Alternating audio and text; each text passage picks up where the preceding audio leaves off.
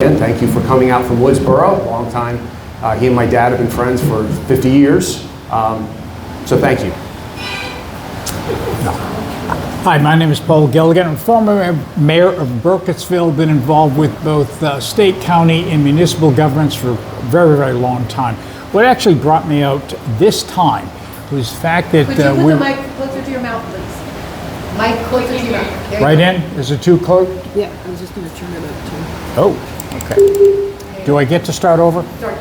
Okay. My name is Paul Gilligan, and I'm a former mayor of Burkittsville, involved with both county, state, and municipal governments for many, many years.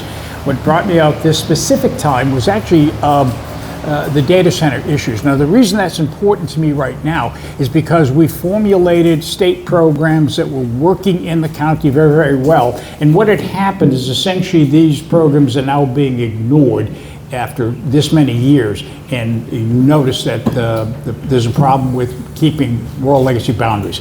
I actually want to bring that back because it starts out as a state issue, not as a county issue. Most people are generally not aware that it's state funds and state programs that brings that to the county. That I want to correct because it's a significant error on our part, not dealing with the root of the problem. And it actually starts with the state delegation and the executive programs at the state level.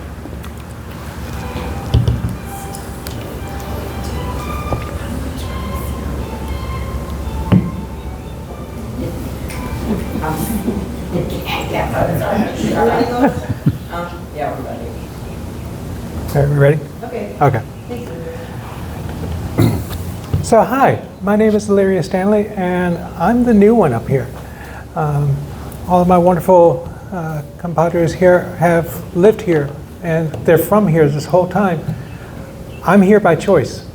After I retired from the Army, after 20 years, I said, where do I want to go? And the Army will move you anywhere. And I said, I want to live here. This is a beautiful place.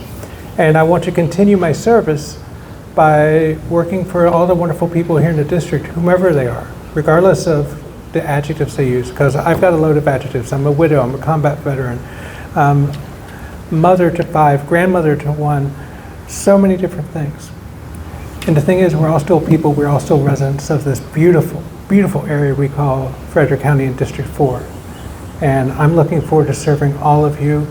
That's all I've done in my life is serve, and I want to keep serving. So, you'll always be able to reach me. And when I disagree with you or you disagree with me, all you gotta do is come and talk to me. Thank you. All right, now we're going to start on the questions. Or maybe not. You just need one of those old-fashioned ones you twist. Grandmother used to keep on the stem. Okay, back to affordability for the state, from the state's perspective. Last session, there was talk of a statewide rent stabilization bill. Give me your thoughts, Mr. Gilligan, on rent stabilization of any kind. Now, rent stabilization actually is, Mike? oh, can't do two things at once, talking. Rent stabilization is a reasonable thing to do, which is basically, Montgomery County has done it with what they call a small increase over prior rents, and you would qualify for the program. But by and large, the affordability was not just the fact that you could stabilize the rent itself, but the number of options available. Now that comes from a long-term and comprehensive planning, which is something I want to get back to because it was part of the Smart Growth and Rural Legacy Plan that was actually developed a long time ago. It was meant to create densities. If the densities are created in urban areas, which are supposed to be funded and supported through water and other public amenities, what happens is you build a range of affordable housing from 3,000 to 2,000 square feet. The bottom line is it creates affordability within a dense area that allows a range of costs for the housing. The builders will build if the demand is there. You can also stabilize the rent, which would be a reasonable thing to do, but let's get some affordable units built within the urban and suburban areas. Mostly we're looking at municipalities, which is the thing we tend to focus on as far as affordability. Thank you. All right, I just got a note from our leader. Everyone, please make sure all electronic devices that you have on you are silenced. Except ours. Okay. All right, We'll now, try to turn them off. we're going to go on to Alleria. Go ahead. Same question. Same thing, which is affordability. And my goodness, this has become even more of an issue as this election has gone on. It's gotten more and more expensive to do all the basics, to fill up your car with gas, to go grocery shopping. And now you worry about, will you be priced out of your home? And that should be the last of your worries, that just because the economy's gone bad or the neighborhood's changed, that you're going to be hit with a massive rent increase. I've got 3 children that I moved here with me. Well, they're adults, but it takes all 3 of them in a single house. They all have 3 full-time jobs and they're barely getting by. And that's ridiculous.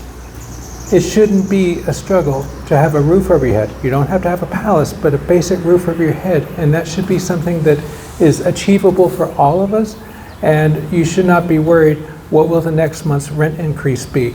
What is it going to be? Is it going to be a 30%, 50%, or even more? I'm all for rent stabilization, rental justice, that you cannot just be evicted for a minor thing.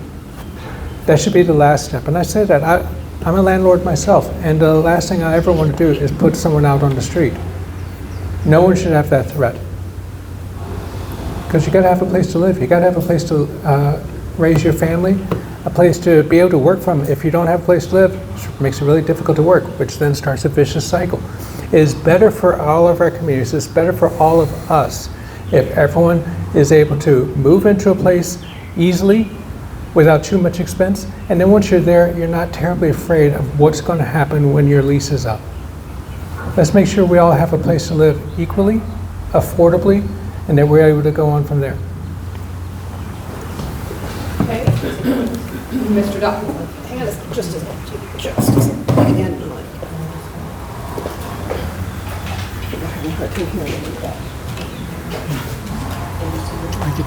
Oh, I'm sorry. No, no.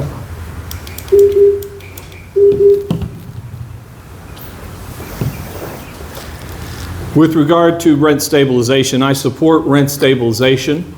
I want to point out that rent stabilization is not the same as rent control because it does allow for some increase, but it provides predictability for those families whose home is a rental home. And to me, it's personal because I remember when I was a teenager, my wife and I got married young. We had a premature child, and we had to find a way to pay rent. We lived in Frederick on Moderator Avenue in an apartment, and we were scraping together between 3 or 4 minimum wage jobs enough to pay the rent. And today, if you rent that same apartment that we rented when we were teenagers, it costs $1,500 a month, which is 65% of a minimum wage worker's income. And if you have somebody who's sick in the household and you can only survive off of one income, that does not leave enough money for food. It certainly doesn't leave enough money for medical care for a premature child. We need to have some predictability for those who are renters. We also need more affordable housing. I would encourage the county council to close the loophole that allows developers to buy out of the affordable housing requirement. We need to ensure that we get more housing units by streamlining the permitting process, and I would support public housing with state funds. I also think when it comes to affordability, we need to think about the affordability of medical care, the affordability of education, and if you check my website, I have information on my positions there, and I have some handouts available right at the table over there if you're interested in more information on those topics. Okay. Just hand it over to Jerry. Yep, Jerry. Thank you for the question about affordability and the rent stabilization. I've gone to a few of the meetings about rent stabilization. It's an interesting topic. Really kind of the devil's in the details. How much can they raise? What percent? If you don't raise the rent one year, what can you raise the next year? I really think if you want to fix this problem, you kind of have to look at it from also the supply side. You need to talk to the landlords. I mean, that's not an easy thing to do. My wife and I did that for a period of time, and you get phone calls in the middle of the night, this is wrong, that's wrong, you need a hot water tank, what are we gonna do about this particular unit, the stove's broken, and it's not easy on that end either, and a whole lot of rentals are just small places. They're not large conglomerates with a whole building, it's just one person owns a place and rents it. So you need to get buy-in from those people, and we need to find a way to work on that issue.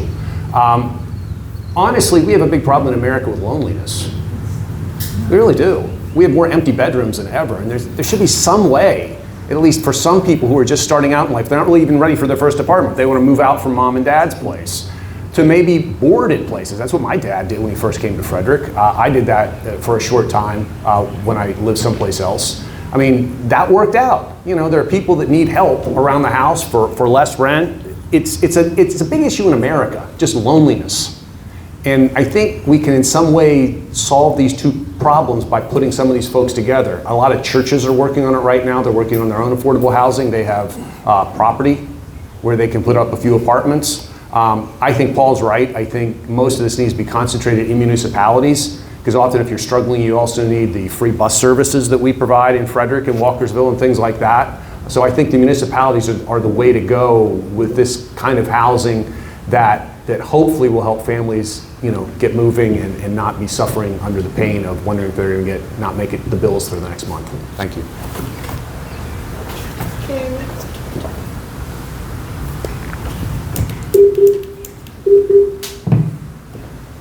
All right, next question.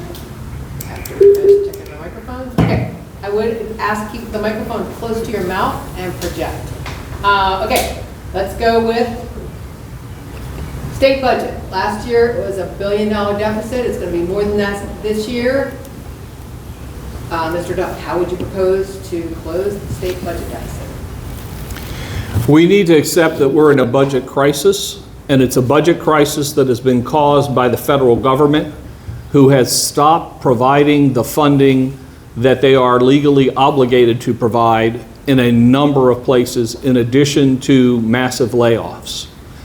And I believe the damage that was done by the big bad bill needs to be offset in the state of Maryland by countering the tax cuts that went to the ultra wealthy with a tax increase. The short answer is the way we balance the budget is we have to tax the rich. And you saw, I don't know if you saw Jeff Bezos talking about the topic, and he said, if you doubled my taxes, it wouldn't make any difference. And that's true, because 2 times in the last 10 years, Jeff Bezos has paid zero in federal income tax. At the state level, we need to recognize that we need to have the revenue to make the states work. If the federal government won't provide us our fair share, we need to tax the rich. I propose an alternative minimum tax, because the real key is to close all the loopholes. And if you say, I don't care how many deductions you have, how many other loopholes you're using, you have a certain minimum tax for persons earning over $1 million, that is the best way to get the revenue to meet our state's needs. I think it's an issue of fairness, and right now, working people are paying more as a percentage of their income than the super wealthy. And we need to address that at the state level. Mr. Donald, if you will answer that next. Thank you. I agree that the wealthiest people in the country don't pay their fair share. I mean, Warren Buffett for years has kind of said it's sad that his secretary pays a higher percentage of her income than he pays in his. So we do need to look at that. As a state, we also have to look at our expense accounts. I mean, in all honesty, we need to go through and see what can be deferred, what can be, and things will be cut. But to be honest about the state, as I've observed the state from the county, the big decisions down there are going to be made by the governor's office, the speaker's office, the Senate president, and the leaders of the committees. And you just have to be inside the tent. That's why I think this county needs to send some Democrats down. There are people being inside the tent to say, look, we need to protect our interests in Frederick County. We need to keep getting, as you're looking at budget cuts, please don't cut Route 15. We desperately need that. We need the money for the school system here because we are a growing county. We're growing financially. We're bringing in businesses. We're doing what the governor wants. We shouldn't be penalized for that. We need to have these new schools. We need to have these things. And you need people down in Annapolis who are trying to address that and bring money back to Frederick County. That is a key issue. But I do think there are going to be a lot of big decisions made next year. I think some have been put off, but the time has come to deal with this, and they'll probably deal with a whole lot of them at once, is my guess, in a year after an election year. So that's what I would propose to do in Annapolis. Mr. Gilligan. Whatever. I'll use this one for the time being. Yes, there is a budget deficit, but I'm going to go with Jerry on this one. In order to deal with it, you have to show some means of cutting a budget, a small amount, with a certain degree of protection for the lowest and the most vulnerable of the population. Now, once a good faith effort is made, you can go after revenue enhancement. So give you a little bit of a balance. Revenue enhancements is going to have to be on the table because of what you would call extreme wealth in certain portions of the population. That would wind up yielding something, at least some aspect of a new revenue. But the other thing that has to be careful, most people tend to think that we look for quick fixes. Because next year, you're going to hear the Democrats spend money. Yeah, on all the good things we need to spend money on, sure, we do. But be careful of the quick fix. We can just cut our way out of a deficit. That's not going to happen. The way we're going to get out of the deficit will make a good faith effort for contraction, but the bigger win will be revenue enhancements. And that will be something that is going to have to be on the table. And I reject the quick fix that you're going to hear in the political season next year. It's going to have to be several years out before we tackle enough of the problem to be satisfied with. Ms. Stanley. Go ahead. Can you repeat the question? Okay. How would you propose we close the state budget deficit? Sounds like such a simple question, doesn't it? The state of Maryland's been faced with the same thing that many of us who live here, especially those who are so close to the edge. Maybe one day their hours get cut. Another day their job where everything is going great, their performance is ready. Unfortunately, the place burned down. And they're shocked by it. All of a sudden the income's gone. It's not terribly different from what we're looking at the state level. And you're right, we can't just cut our way out of it. We're going to have to find some very difficult decisions. It's going to take a lot of work on it, but we got to make sure that we don't cut our most vulnerable, we don't cut our disabilities. We've got to make sure that we keep functioning as a society that we have set ourselves up to be here in Maryland. And it's not going to be easy. It's going to be actually pretty horrible. And it's unexpected. We did not expect to lose all of that federal funding that was coming in. It just got cut off from us. Is there an easy answer? No, of course there's not an easy answer, but it's no different from plenty of families who sit at the kitchen table and are like, we need to come up with more money. So we're going to have to do taxing more. We're going to have to go and find the money. It's not going to be there. As said, you can't cut your way out of this. We're going to have to go find the money. And we're going to have to put in short-term solutions to get us through until we can balance it all back out. It was going pretty well. We actually had a very nice budget going until all of a sudden it got upset on us, just as it has for so many families who are struggling. We don't have a group of people, we can't move in with other states to go live in their basement to solve our problem. We're going to have to do this, but it is doable. That's a wonderful thing about our folks here, is we are problem solvers. We're long generations of problem solvers, and nothing's impossible. It's just going to be very hard, very ugly, very painful, but we can do this. And everyone has got an idea. Let's listen to it. Thank you.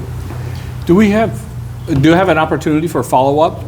I could do. You can do You have rebuttals. 2 rebuttals. I'll use a rebuttal.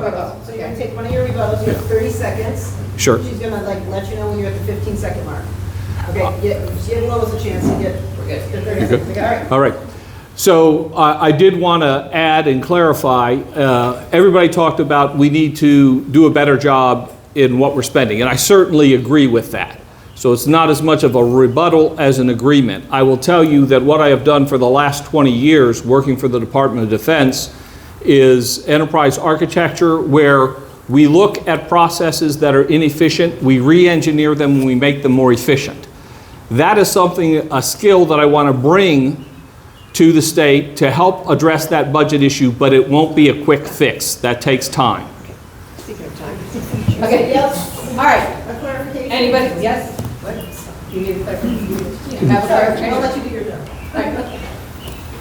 Okay, next question, and maybe I should have started with this one, but I'm going to let you just run with it. Okay, we're going to start with Alleria this time. What do you see as the primary job of a state delegate? Oh, that's an easy one, isn't it? Is to go and represent all the wonderful people here. Is to give ourselves a voice, whomever it is. And right now in District 4, a good sizable portion of the population is not being heard or being completely. How about now? Okay. So they don't have a voice.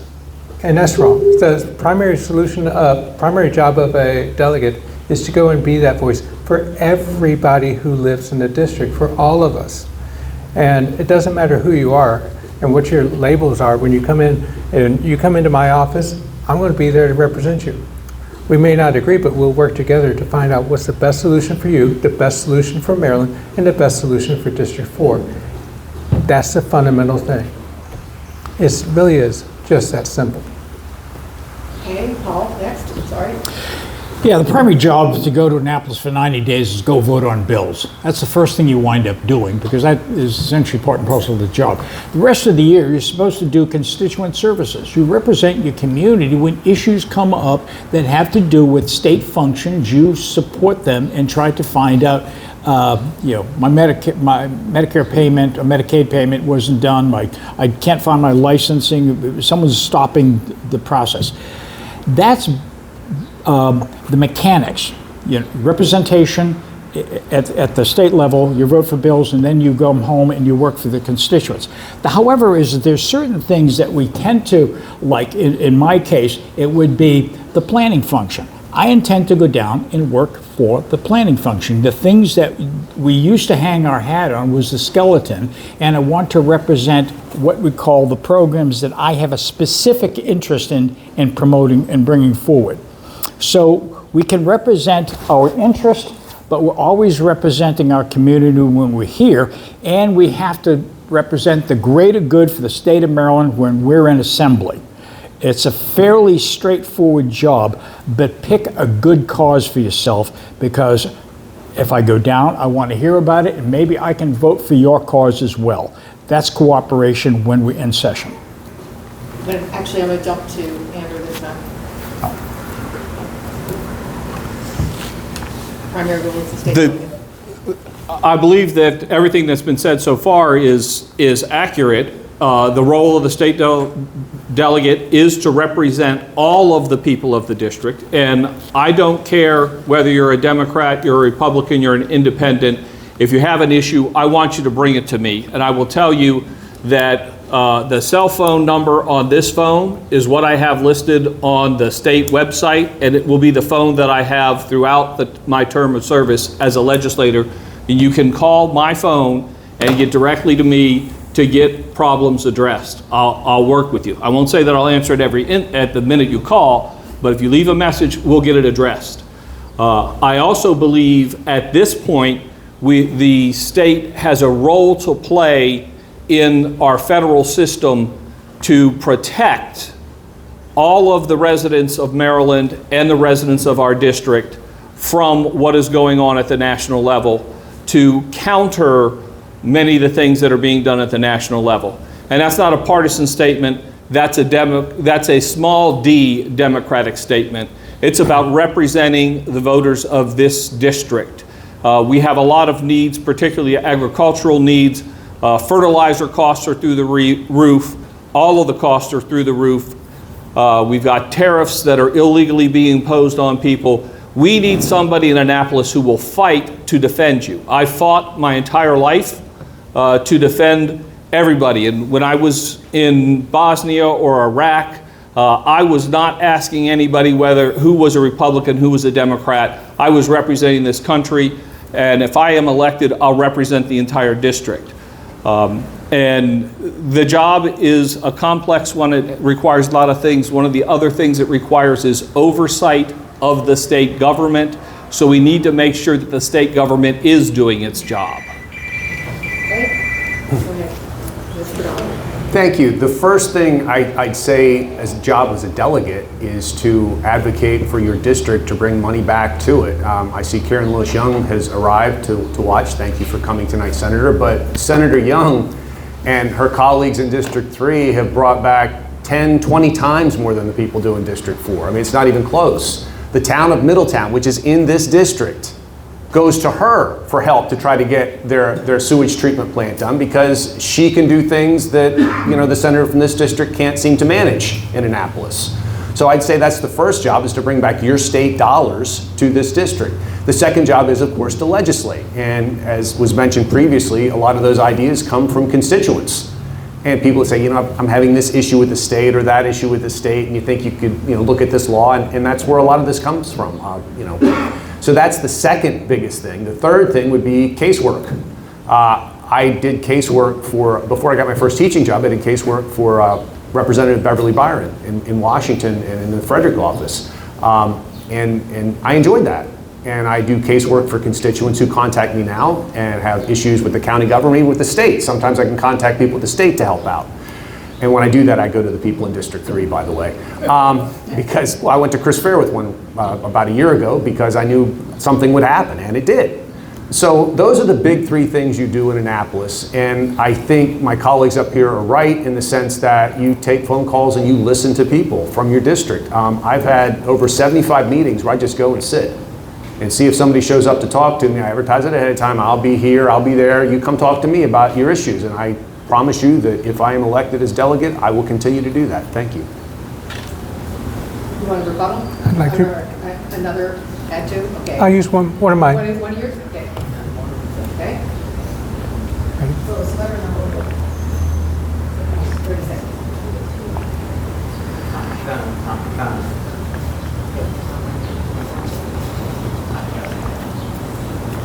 What's on my head? No, I'm good. I got it. So one of the things, when we think of the state delegates, we think of those 90 days, that crazy frenetic pace where you have to race to get everything done. I was even watching it this year in the balcony as those last minutes ticked off. And that's crazy, but it works out to 3 of the 4 years that you serve as a delegate, you're not actually in the State House, you're out here. You're out here working with all the wonderful people. I truly believe, for example, that decisions are made by those who show up. Okay, keep going. Okay. And so what you do the rest of the time is you show up. I have a very nice luxury from being retired in the military. I do not have a job to go to. I don't have time to worry about, or I need to go make money. That's all it is come to you and be there. Learn about you. Learn what your problems are. Learn what works for you. Thank you. Thank you. Thank you. Let me claim 30. Here you go. You have a rebuttal too? Okay. Yes. All right, another comment? Okay. I'll Let them enter it on have to set the clock? Yep, they need to set the clock. All I'm right. not sure, I think, I'm going back to kitchen timer, guys, I'm sorry, it's just faster. It is faster, digitally. Right, ready? Go on. Okay. I'm going to give credit to Jerry. He just brought a subject up that was kind of funny.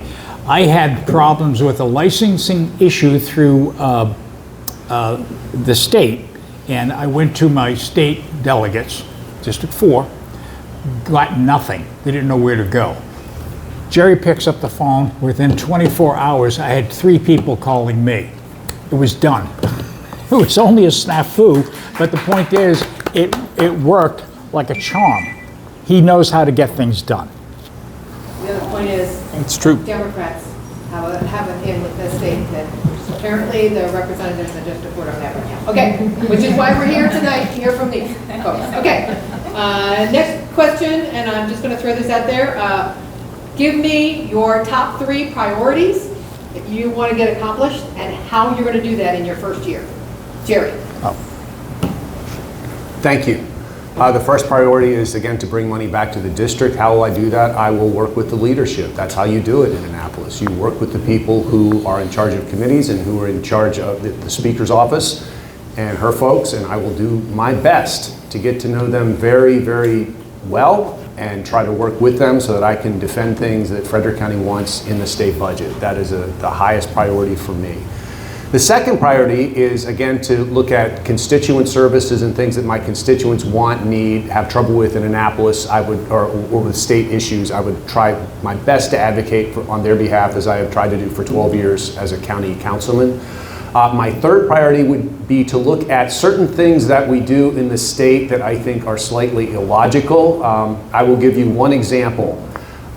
In the Frederick County, in all county budgets, we can fund certain things to the Board of Education occasionally without it counting as part of maintenance of effort. And one of the big ones for me, and this is a tidbit in state law, but it really does matter, is that teacher retirees and other retirees from the Board of Education, they have these things called other post-employee benefits, okay?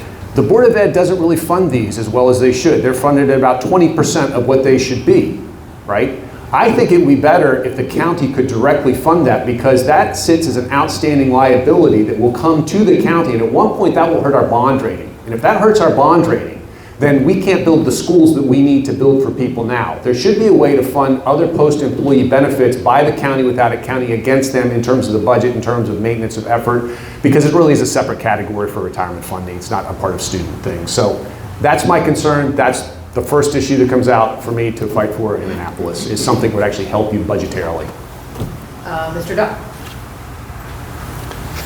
My top three issues focus on affordability. First is housing affordability. We've already discussed rent stabilization, the need to increase the supply of affordable housing, streamlining the permitting process, and public housing. Second issue, healthcare affordability. I support Medicare for all. I believe everybody in the state of Maryland should have medical insurance. And if you do that, you need to train more healthcare providers. I want the University of Maryland to train more doctors, nurses, and other healthcare providers so that we have people to actually make appointments with. Third, improve the quality of healthcare here in Frederick County. We need a second hospital. We also need to bring some of the teaching programs. We see things at the University of Maryland system and Johns Hopkins. We need to bring those advanced skills out here to Frederick County so that you don't have to travel 2 hours to get health care. We need increased mental health care availability, and there has been progress made on that. We need to continue to build on that progress. Affordability of education. I believe if you graduate from a Maryland high school, you should be able to attend a University of Maryland public school system and complete either trade school or a 4-year degree without coming out of school with a mountain of debt. One of those things needs to be improving our CTC center within our high schools. We can put people into apprenticeship programs. We need to better fund that program so that we have people who are getting educated for the skills of the future and the jobs that won't be replaced by AI. So affordability, affordability, and affordability are my top three issues. Okay, we're going to move on this time to Alleria, and just please also include in your answer how you plan to get this done. Your top three priorities and how you plan to get them done in your first year. All right, top three priorities. First one is for our residents. We've talked and heard about affordability, but basically our daily life issues. We need to make sure education is treated like we treat national defense. Our schools should be absolute palaces. We need to pay our teachers more. Who else remembers during COVID when we had our kids back at home and we only had one, not the 25, 30, or heaven forbid, a 40 that some teachers have. We need to put this as an absolute priority because education is the magic bullet and education is a national security issue. So we should fund it like that. All other domestic priorities for our residents, affordability, healthcare, education, all of those are going to be top things, and we need to look at it as both budget and working with our local governments like the county councils and the city councils. Second is our state level issues, infrastructure, data centers, and our climate, our affordability, our environment, all of that is something that is a state issue. We need to make sure that we're leaving a good Maryland for the next generations to come. They need to be able to get to work easily. You shouldn't have to go sit on the 270 parking lot for 3 hours just to go to work. We need to have better mass transit. We need to be able to integrate this where it doesn't matter where you live, but you're able to contribute and be great citizens. The third one's a tricky one. It's the unknown. Since none of us have crystal balls, how often are we blindsided by, oh, we didn't see that coming? Whether you see that at the national level or the state level, something throws us off and we're not ready for it. And that's where I promise to be a good representative for all of the residents of District 4 and for our people in Maryland, because we don't know what's coming. Something's going to come and make life even harder for us. There'll be a budget shortfall. There'll be a natural disaster. Who knows what the federal government is going to do next? Because I don't think anybody does. You're going to need to have someone in there with good character and who has the resources and the willingness to work to get it done, whatever it takes. Thank you very much. All right, Paul, go ahead. 3 things, let me tick them off, is actually farmland preservation, because it's an immediate need right now. It's a matter of months away. Unfortunately, we've got issues right there, and the state does have a role. Smart growth and rural legacy, which is the comprehensive planning skeleton that a lot of other affordability and quality of life issues rest in Frederick County. And the third one would be education. Now, the first one with farmland preservation is essentially we already have programs. As a matter of fact, Ron Young and people like that, myself, we worked to create these programs 30 years ago, and it's kind of frightening to think of the timeline. But that is an intent for Frederick County to preserve that farmland, because once it goes, we're not going to get it back, so it becomes an immediate need. The other thing is the smart growth and rural legacy, which is essentially a skeletal system that you work to concentrate growth into urban areas, which includes issues of quality of life that have to do with affordability of housing and transportation. Now, those things are actually something that actually reduce costs by and large if it's done properly. And the third one was education, which is I want to support, but one of the things in education, I'll just pick two things that I think would be helpful. In the educational system, the thing that kind of I found that large classes always hurt people like me. I was never good. I could shrink in the back and boy, you could never notice I was there. The issue here is smaller class size and specialized flexibility on education. Because some of us don't learn, and I'm happy to be one, in the exact same way that other people learn. I will not read something, but I can hear it and remember it. I need flexibility because I see it in my grandkids. They do learn slightly differently, and but it seems to be choked off sometimes because they don't give the teachers the way to pick the programs. Thank you very much. All right, we're going to move on now to another question. We've talked a lot about affordability. Mr. Donald, what would you do to ensure the next generation has access to the American dream? What would you do at the state level? State level, not federal level, state level. Next generation access to the American dream. Well, the first thing is to get a good education. It could be trade school, it could be higher education, it could be any of those things. The second piece of that, I would think, is be able to get out there on your own. So that is to get your first apartment, to have some responsibility, to get to work as an adult. Then some people always throw in to buy a house. That's kind of an individual decision in some ways.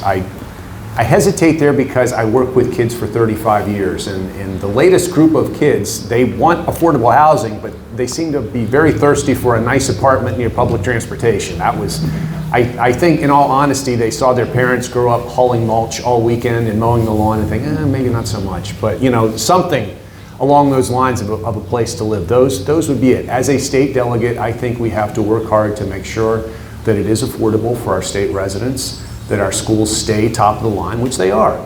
You are in a very fortunate place. A good county and a good state that takes seriously the issue of education and is trying to expand our local career tech center, because that's an important piece of education. So I think the state assistance in schools is a very important part of that, and that is what I think we could do in the state to work on that. I don't want to see the state steamroll local control over zoning. That is a concern I have. Some people are kind of pushing that as an affordability thing. I think that's a mistake. I think local control over zoning is very important, and I think we would see unintended consequences if that happens. But I think the state should encourage us to do the right thing to make the county more affordable for people to have the American dream in Maryland. Paul, you're next. Okay, the American dream. Again, I'm going to have to go with Jerry on this one. Education is extremely important because it's obviously why we're actually, four of us, are sitting here at a table, because we happen to have an education. And that was something we invested in a long time ago. Trade schools and universities are great. The other thing I wanted to mention, I have to go back to my youth, a long time ago. The youth was, I had a hell of a time trying to get capital development. In other words, everything was expensive and I didn't make enough money, so I always wondering where my capital development would have to come from. In other words, if you're young and just starting out, what gives you the ability to gain a little money, a foothold in something you want to invest, a home, or something that you would want to do? And I would think that might be something that I would certainly take a look at, because it was the issue that I found to be difficult as a young adult, trying to get capital development in for when we were youth. It's simply, everything cost too much and I couldn't get the money available. The thing is that with both an education and the concentration of development in not rural areas, but municipal areas, I think that's something that will help with the changing attitudes towards young people who don't want the big house on 5 acres. Offer them something a little different and they might be more interested in urban life. I grew up that way. I did not know what 5 acres even looked like, but I certainly found out that was my cup of tea, but it's not everyone's.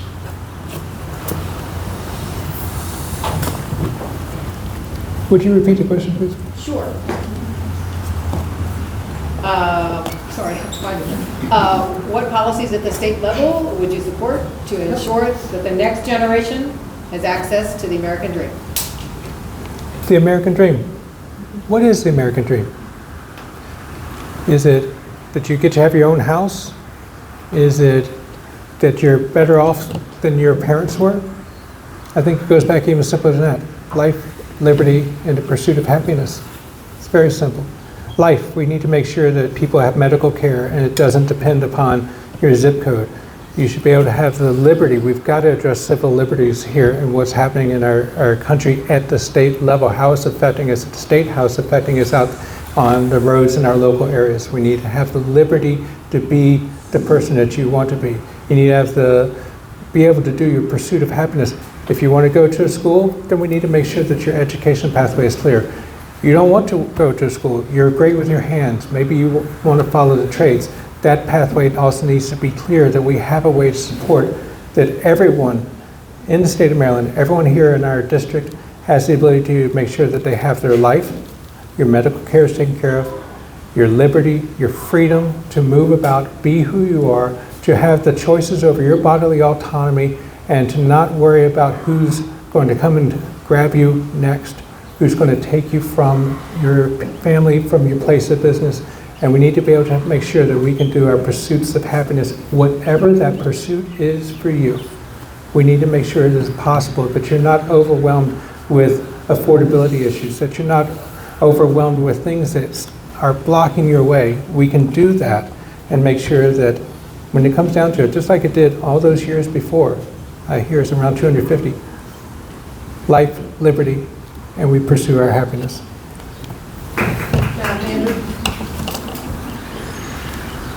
When it comes to the American dream, we've already heard a lot about a number of components of the American dream. We've talked about education, and I've laid out my plan for working with the University of Maryland system to ensure that public education becomes available to the public. We've talked about housing affordability, whether it be home ownership or stable rental homes. We've talked, Alleria mentioned liberties and the ability of someone to live their life the way they want to live their life. Those are all important. But I think the nub of this question really comes down to, does the system we have now allow you to do those things? And when I talk to people, people feel as though right now the system is rigged against them. The system is rigged so that those at the top pay the least in taxes and those at the bottom are forced to bear the burden.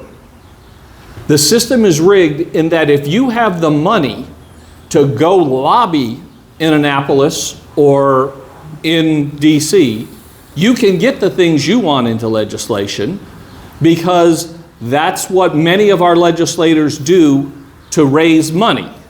I will tell you, I am not accepting corporate donations.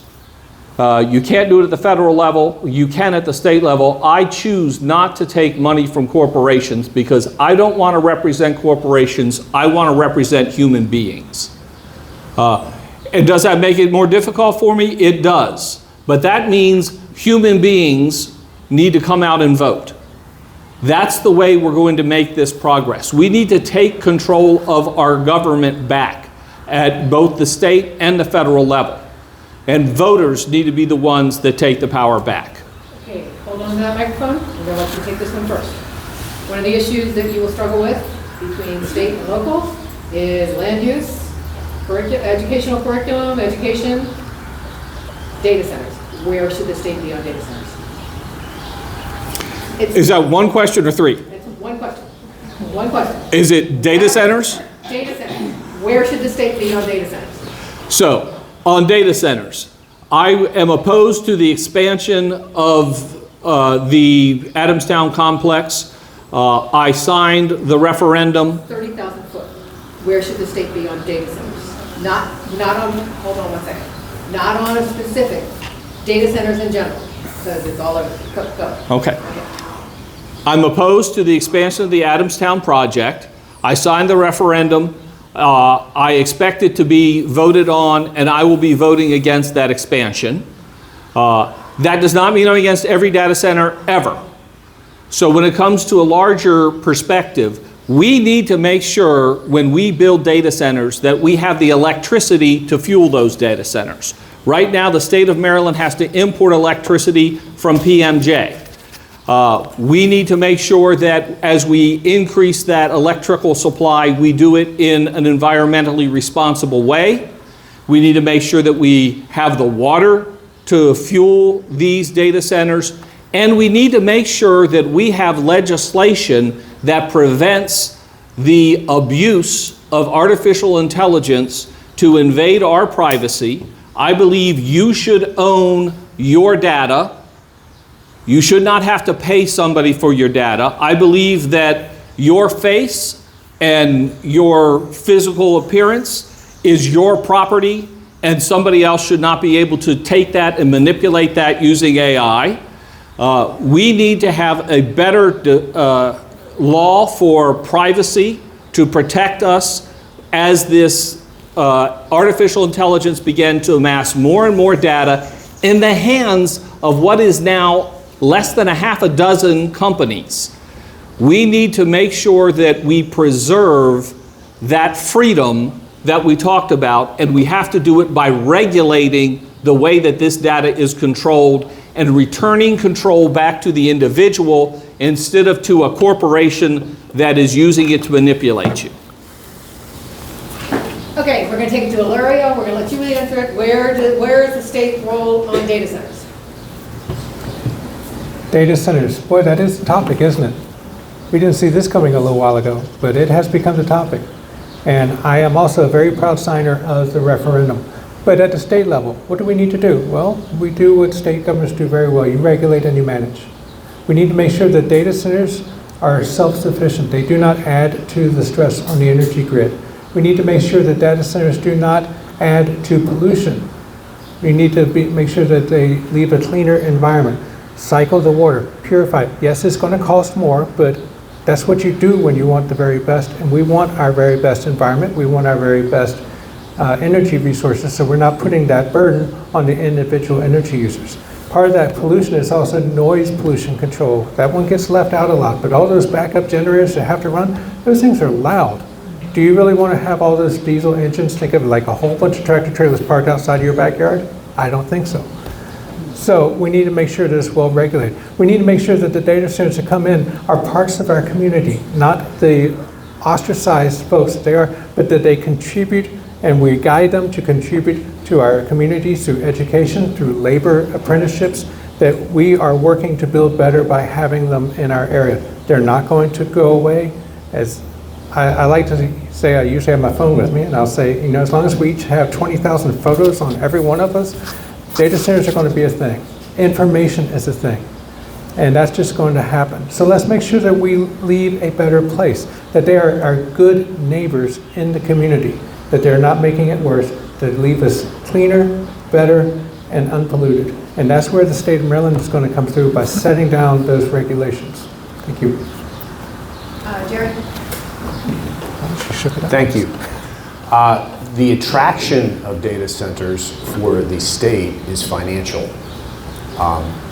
The state of Virginia, and in particular Loudoun County, get an awful lot of tax dollars from it.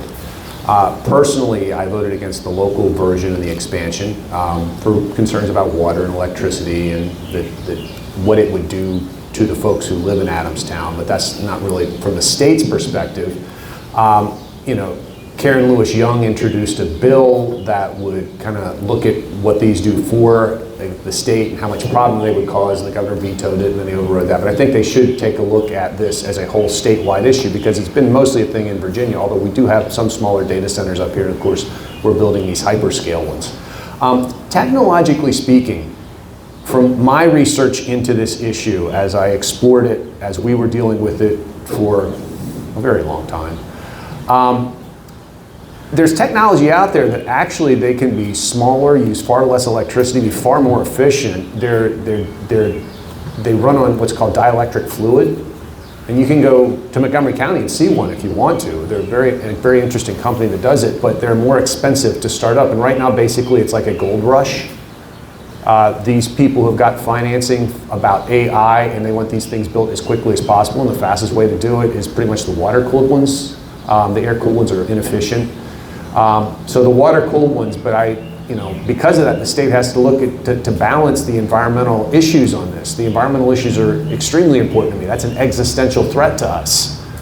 So I really think, I understand the temptation because it can financially help you fix problems. But I don't think it's worth the price that the residents have to pay. And if we continue to let inefficient ones be built, it does you little good to save tax dollars if you're going to have to pay a whole lot more on an electric bill, right? I mean, it's still money out of your pocket. So that's where I stand on that from the state perspective. Thank you. And Paul?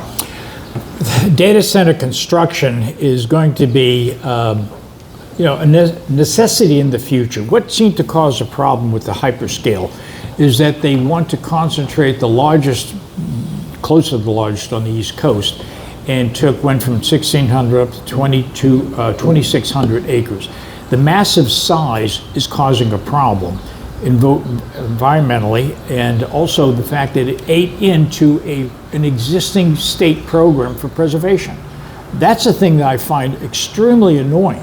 Data centers can be small packages, and talking to some developers, they take 100 acres, 150 acres.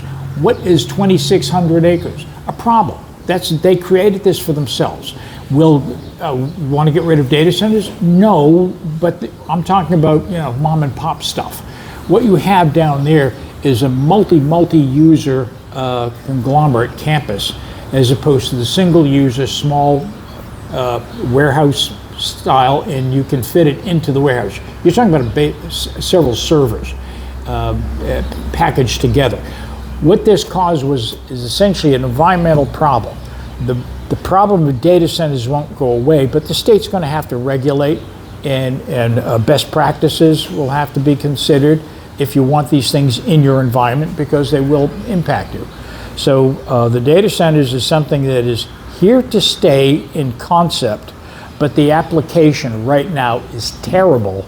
And the worst one you can have is start going into agricultural and farmlands to satisfy the beast.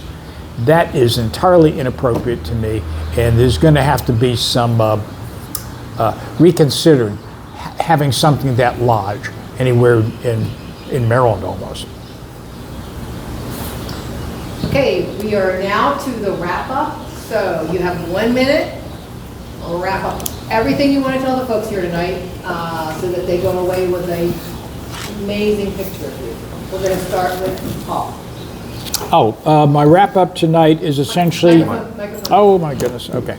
The wrap-up tonight is essentially the idea of I want to push comprehensive planning as a means of controlling your budget and your future, and not do whack-a-mole with every problem that comes up, hanging off of a concept, not just a single item.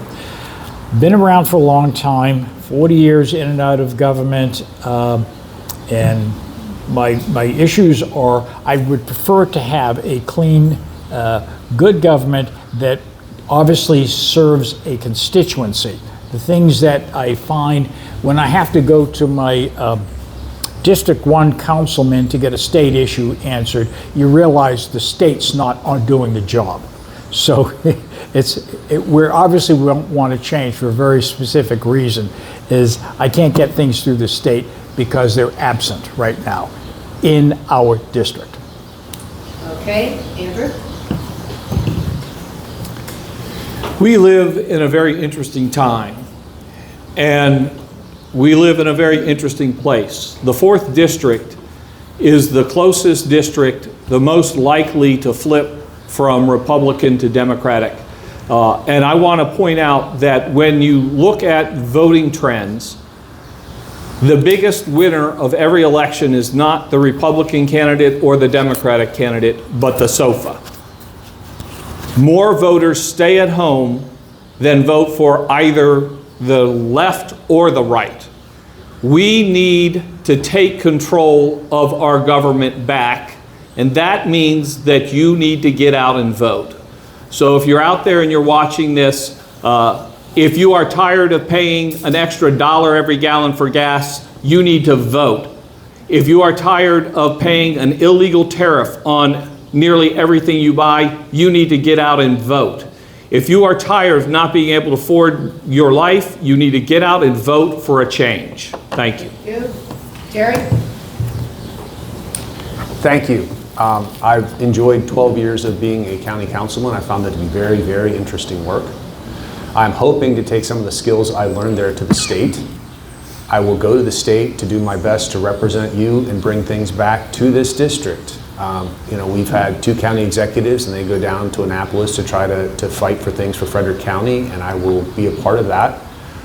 To do that, I really think that your current representation, I mean, they may be fine people, I'm not arguing personally, but their method of basically screaming about everything in Annapolis and how bad it is, and never being willing to vote for the budget, never being cooperative in any way, shape, or form, it might make good theater, but it doesn't make for good government. And we really need to send people to Annapolis who can cooperate with the folks in Annapolis to try to bring things back for this county. Because this is a growing county, it's a great county, it's a wonderful place to live, and I think we can continue to make it better. Thank you. Thank you. Alleria, go. What a wonderful problem to have. We have a lot of work we can do, and we're going to do these wonderful things because decisions are made by those who show up. We have folks who showed up today. Our candidates have shown up several times and want to be able to be part of the team, and it is a team effort for governing. We need the individual residents to tell us, what are your problems? What do you need solved? What do you need help with? How do your constituent services? Then we, as part of that team, go and represent you. We don't know what is coming, but we do know who will be sitting there. And we need to make sure that that voice is loud and that voice is part of who represents you. No matter who you are, that when you show up to meetings, when you show up to go and cast your ballot, however you do it, and there's so many different ways, that you do this and you know that the other part of the team is there fighting for you, and that is exactly what I will do, is be your voice and fight for you. Thank you. Thank you so much. I want to thank everybody here for bearing with the heat. And give them another hand, please. Dealt with the heat, and for the most part, kept their jackets on the press. It's outstanding, you're dying right now. I will remind everyone, early voting starts June 11th. Election day is June 23rd. Please make sure you are registered. You can go to the state website to double check all of your registration information. And I want to make sure that everybody here comes out and votes, because we don't want the sofa to be the winner. So thank you very much for showing up. We're going to